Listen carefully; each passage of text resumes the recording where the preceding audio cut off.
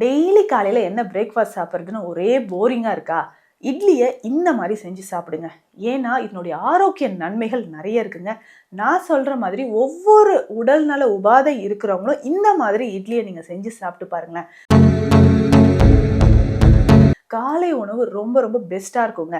அது என்னன்னு தெரிஞ்சுக்க வீடியோவை ஸ்கிப் பண்ணாமல் முழுசாக பாருங்கள். உங்களை சார்ந்தவங்களுக்கு இந்த வீடியோவை ஷேர் பண்ணுங்க. இந்த மாதிரி பயனுள்ள மருத்துவ தகவல்கள் உங்களை வந்து அடைய நம்ம சேனலை மறக்காம சப்ஸ்கிரைப் பண்ணிக்கோங்க. வாங்க பதிவுக்குள்ள போலாம். Welcome to Nitya's Varam, where ancient Siddha tradition meets modern healing. Experience the difference. வரம் நேயர்களுக்கு வணக்கம். தொடர்ந்து பல பதிவுகளில் சித்தர்கள் சொன்ன நிறைய விஷயங்களை நம்ம பார்த்துட்டு வரோங்க. உணவே மருந்து, அதாவது உலகின் தலை சிறந்த காலை உணவு அப்படின்னா நம்மளுடைய உணவு தாங்க. அதுலேயும் முக்கியமாக எல்லாருக்குமே பிடிச்ச ஒரு உணவு அப்படின்னா இட்லி தான். ஸோ இந்த இட்லி நம்ம பாரம்பரியமாக ரொம்ப வருஷமாக நம்ம சாப்பிட்டுக்கிட்டே வரோம். ஆனால் இப்போ இருக்கக்கூடிய யங் ஜென்ரேஷன் என்னென்னா, என்ன எப்போ பார்த்தாலும் இட்லி தானா அப்படின்ற மாதிரி கேட்குறாங்க. ஆனால் அதனுடைய மருத்துவ குணங்கள் ரொம்ப அதிகங்க. காலையில் எழுந்திரிச்சோன்னே ஒரு பிரேக்ஃபாஸ்ட் சாப்பிட்றோம் இல்லைங்களா, நைட்டு நம்ம ரொம்ப நேரம் கழிச்சு ஒரு 10 hours 12 ஹவர்ஸ்க்கு அப்புறம் ஒரு உணவு நம்ம எடுக்கிறோன்னா ஃபஸ்ட்டு ஃபுட் இல்லையா, அந்த நாளோட ஃபஸ்ட் ஃபுட் நம்ம எடுக்கிறது நம்மளுடைய எல்லா தேவைகளையும் பூர்த்தி செய்கிற மாதிரி இருக்கணும். ஸோ நம்ம லைட் ஃபுட்டாக இருக்கணும், ஹெல்த்துக்கு ரொம்ப நல்லதாக இருக்கணும், ஈஸியாக டைஜஷன் ஆகணும், எனர்ஜி நமக்கு தர மாதிரி இருக்கணும், சோர்வு அடையாமல் எல்லா வகையான உடல்நல பிரச்சனைகள் இருக்கிறவங்களுக்கும் ஏற்ற மாதிரியான உணவாக இருக்கணும். ஸோ இது எல்லாமே பூர்த்தி செய்யக்கூடியதுன்னா இட்லி தான். குழந்தைகள்லேருந்து வயதானவர்கள் வரைக்கும் இது ரொம்ப ரொம்ப ஆரோக்கியமான பாதுகாப்பான உணவு அப்படின்னே சொல்லலாங்க. இந்த இட்லி அப்படின்னு சொல்கிறது காலம் காலமாக நம்ம முந்தின நாளே அந்த இட்லி மாவு ரெடி செய்து அதை அப்படியே நம்ம வச்சுருக்கோம். ஒரு 7 மணி நேரம் அப்படியே வச்சுருந்து அதை புளிக்க வச்சு அதில் அந்த குட் பாக்டீரியாஸ், நம்மளுடைய குடலுக்கு நன்மை செய்யக்கூடிய பாக்டீரியாஸ் வந்து வளர ஆரம்பிக்கும். லாக்டோபாசிலஸ்லாம் வளர ஆரம்பித்து குடல் ஆரோக்கியத்திற்கு இது ரொம்ப முக்கியமானதாக இருக்குது. ஸோ அதை வந்து அப்படியே வேக வைத்து நம்ம சாப்பிட்றோம். ஸோ அது வந்து வறுத்தோ பொரிச்சோ அந்த மாதிரி எதுவுமே இல்லாமல் அதை பாதுகாப்பாக சத்துக்கள் அப்படியே நம்ம உடலுக்குள்ளே வரணும் அப்படின்றதுக்காக அதை வேக வைத்து முழு சத்துக்களும் நம்ம எடுக்கும்பொழுது உடலுக்கு இது நல்ல ஒரு ஆரோக்கியமான விஷயத்தை தருதுன்னு சொல்லலாங்க. அதனால்தான் குழந்தைகளுக்கு முதல் உணவாக 6 மாதமான குழந்தைகளுக்கெல்லாம் முதல்ல கொடுக்கறது பார்த்திங்கன்னா சத்து மாவு கொடுப்போம். அதனோட இட்லி தான் சேர்த்து கொடுப்போம். வயதானவர்களுக்கும் ஈஸியாக டைஜஷன் ஆகிறதுக்கு இட்லி கொடுப்பாங்க. இல்லைங்க, வயிறு சம்மந்தப்பட்ட பிரச்சனை இருக்கா, இட்லியும் தயிரும் சேர்த்து கொடுப்பாங்க. தயிர் அதில் சேர்க்கும்பொழுது அதுலேயுமே ப்ரோபயோட்டிக்ஸ் இருக்குது, குட் பாக்டீரியாஸ் நிறைய இருக்கும். இட்லியோட தயிர் சேர்த்து கொஞ்சமாக நீங்கள் வந்து ஏதாவது ஒரு இனிப்பு நாட்டு சர்க்கரை சேர்த்து எடுக்கும்பொழுது அது கட் ஹெல்த்துக்கு ரொம்ப பெஸ்ட்டு ஒரு ஃபுட்டாக நமக்கு இருக்கும். ஸோ கட் ஹெல்த் வந்து ரொம்ப நார்மலாக இருக்கிறதுக்கு இந்த இட்லி ரொம்ப மிக சிறந்த ஒரு உணவாக இருக்குது. ஸோ இதில் நம்ம அரிசி வகை சேர்க்கிறோம், உளுந்து சேர்க்கும்பொழுது அதில் நல்லாவே நமக்கு ப்ரோட்டீன் கிடைக்க ஆரம்பிக்கும். வெந்தயம் சேர்த்து எடுக்கும்பொழுது அதனோட ஃபைபர் உடலில் சேர ஆரம்பிக்குது. எப்பொழுதுமே நம்ம சொல்கிறது என்ன தெரியுங்களா, எல்லா விதமான உடல்நல பிரச்சனை இருக்கிறவங்களுக்கும் எல்லா வயதினர்களுக்குமே பார்த்திங்கன்னா இந்த ஆவியில் வேக வைத்த உணவு ரொம்ப முக்கியமானது. ஸோ அதனால் காலை உணவாக இட்லி, சாம்பார், ஏதாவது ஒரு சட்னி வச்சு நம்ம சாப்பிடும்பொழுது ரொம்ப ரொம்ப ஹெல்த்தியான ஒரு ஃபுட்டாக கண்டிப்பாக இருக்குங்க.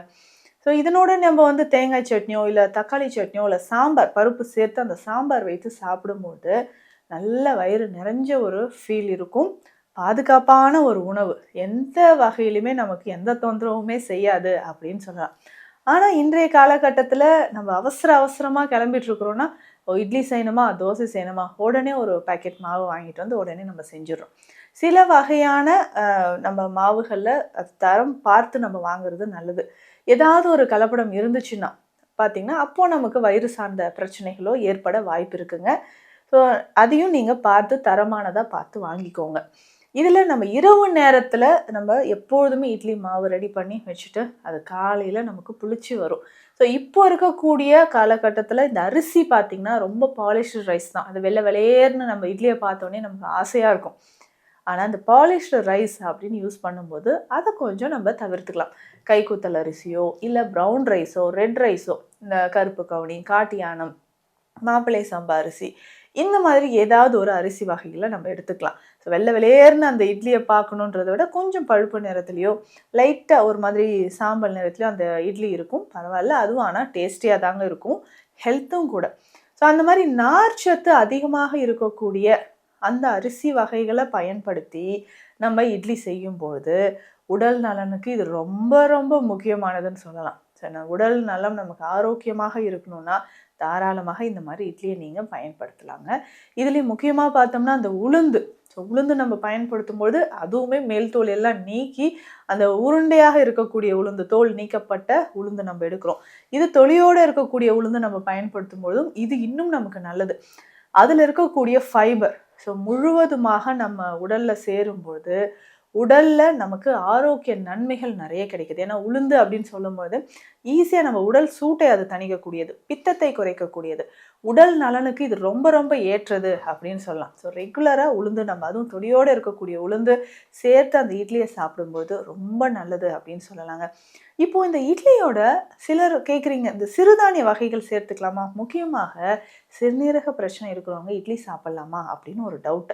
ஏன்னா நம்ம கிட்னிக்குனே ஸ்பெஷலாக டயட் வந்து நம்ம கொடுக்குறோம் இல்லைங்களா? ஸோ அதெல்லாமே ஃபாலோ பண்ணிட்டு வரும்போது உங்களுக்கு நல்ல ரிசல்ட் கிடைக்குது. அப்போது இந்த இட்லி சாப்பிடலாமா? நீங்கள் தாராளமாக இட்லி சாப்பிடலாம். ஸோ இதில் சில வகையான சிறுதானியங்களும் நீங்கள் சேர்த்துக்கலாம்.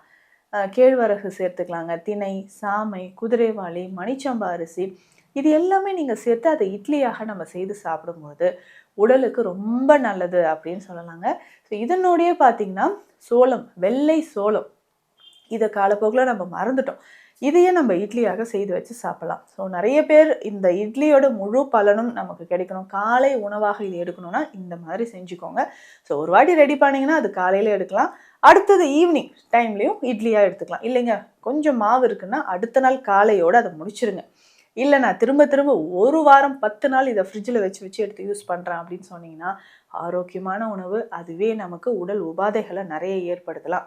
ஸோ அதனால் பார்த்திங்கன்னா இந்த இப்போ ஈவினிங் டைமில் அதில் கொஞ்சம் வெஜிடபிள்ஸோ இல்லை வெங்காயமோ போட்டு தாளிதம் செஞ்சு அதை தோசையாக குழந்தைகளுக்கு கொடுக்கலாம்.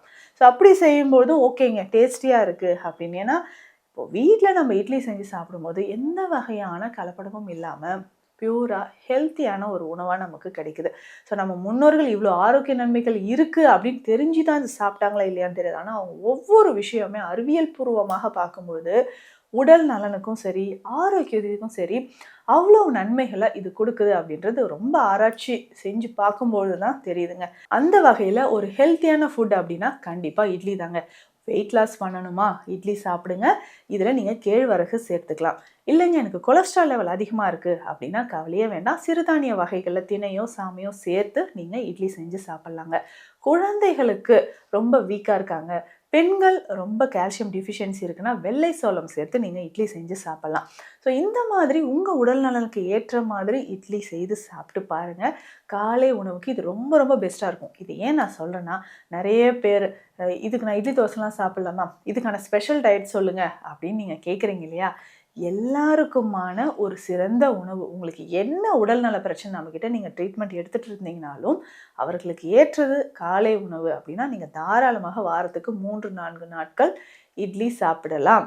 ஸோ நான் சொன்ன மாதிரி அதில் சில சிறுதானிய வகைகள்லாம் சேர்த்துக்கோங்க, உங்களுக்கு நல்ல ஹெல்த் பெனிஃபிட்டாக கிடைக்கும். முக்கியமாக சாம்பார் வச்சு சாப்பிட்டு பாருங்கள்.